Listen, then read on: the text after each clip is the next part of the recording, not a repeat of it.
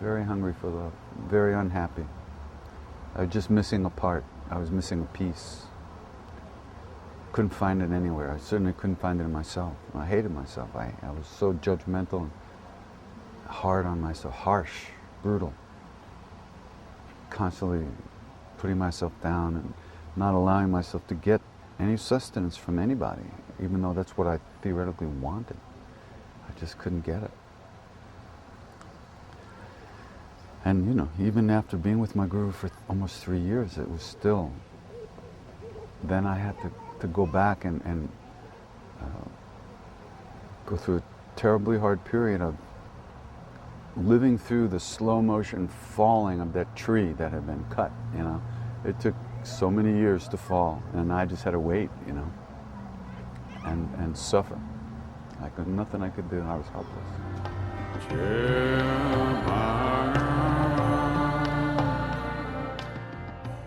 In 1984, I went back to India in pretty bad shape. I had recently stopped doing drugs of any kind.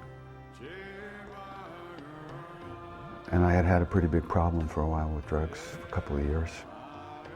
And I left that, and I was very depressed, brutally depressed. And I went back to the temple in Kenchi because I had nowhere else to go.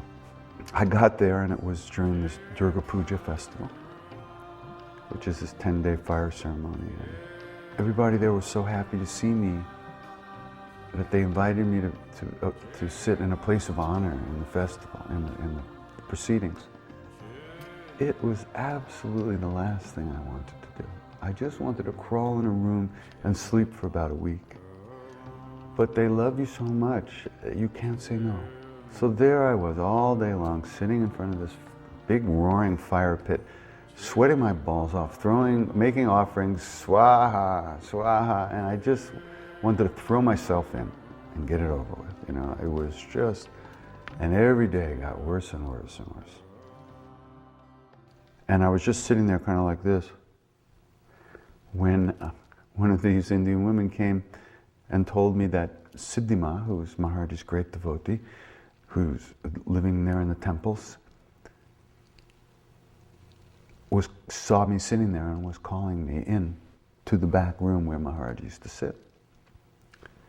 And I thought to myself, man, will they just leave me alone so I can die? I've had enough of this, I can't handle it. But you can't say no. I got up and I walked through the back door, across the courtyard, little courtyard.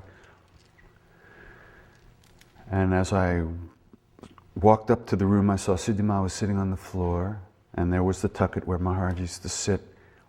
And as I entered into the room, I was struck by a lightning bolt. And I fell down on the ground, and my heart was burst open, and I was crying uncontrollably. And I felt him. I felt him for the first time in 11 years. And it melted me down. I just crashed onto the floor, weeping. And in that second when the bolt hit,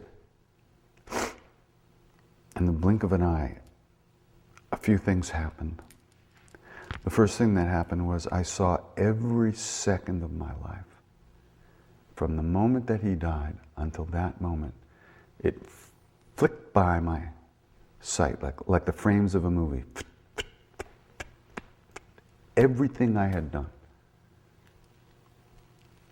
everything I had said, everything I had done, but I saw it from a totally clear place. And I saw why I had done it, what I was thinking, what I wanted, what it was all about.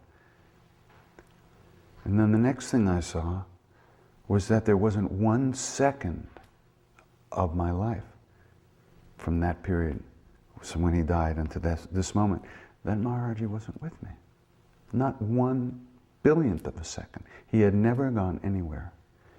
But I saw that I had built a wall around my heart, And I would not allow myself to feel anything. And every brick in that wall like had a flashing neon sign.